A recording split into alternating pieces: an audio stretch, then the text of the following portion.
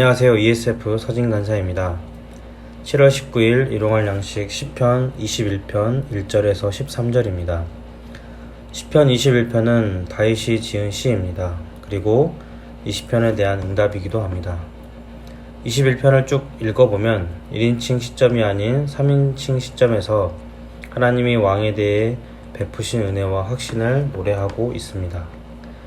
1절부터 6절까지는 여호와 하나님이 왕에게 베푼 여러가지 은혜와 복이 등장합니다. 1절에서는 하나님의 구원이 나오고 2절은 마음의 소원과 입술의 요구, 3절은 아름다운 복과 머리에 씌운 승군 관, 4절은 생명과 장수, 5절은 하나님이 왕에게 주시는 구원과 존귀, 위엄이, 마지막으로 6절은 영원하고 지극한 복과 기쁨과 즐거움이 나옵니다.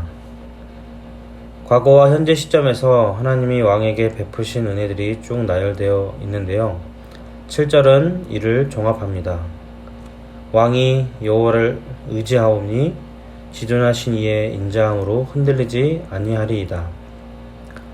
왕이 하나님의 은혜와 복을 많이 받은 이유에 대해서 나옵니다. 왕은 하나님만을 의지하고 그분의 인자하심을 얻었기 때문에 환난과 어려움에서도 흔들리지 않았습니다.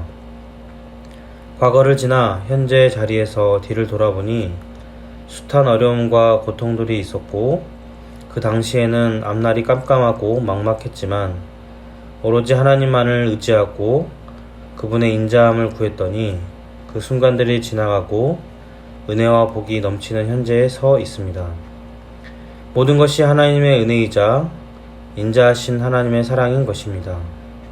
그리고 과거와 현재를 통해 시인은 8절부터 미래에 대한 확신을 말합니다.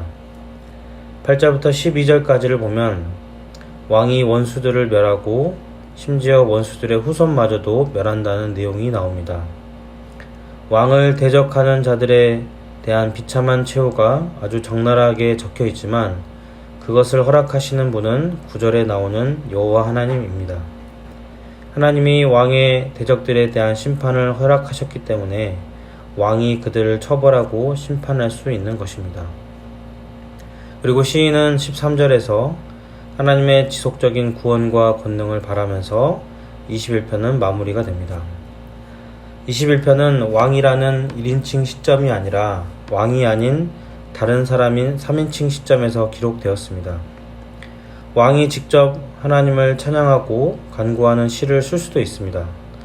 하지만 다른 사람의 관점에서 쓰였다는 것은 왕의 삶에 나타난 하나님의 은혜를 보았고 그래서 자신도 하나님에 대한 확신과 결단을 했다는 것입니다. 우리에게는 오직 그리스도 한 분 외에는 다른 왕이 없습니다. 우리는 하나님이 그리스도께 하신 모든 일들과 또 그리스도께서 이 땅에서 하신 모든 사역들을 성경을 통해서 알 수 있습니다.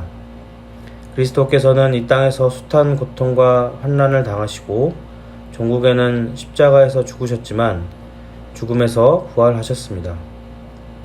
그리고 하늘과 땅의 모든 권세를 가지신 왕으로 등극하셨습니다. 그리스도에게 고난을 허락하시는 분은 하나님이십니다. 동시에 그분을 다시 살리시고 왕으로 등극하게 하신 분도 하나님입니다. 그렇게 우리는 그리스도를 통해 하나님의 마음을 알 수 있고 그분의 사랑을 깨닫게 됩니다. 시인이 왕을 보면서 하나님께 대한 감사와 확신의 고백을 한 것처럼 그리스도를 보면서 하나님께 대한 감사와 확신의 고백을 하며 오늘 하루를 보내는 여러분이 되길 바랍니다.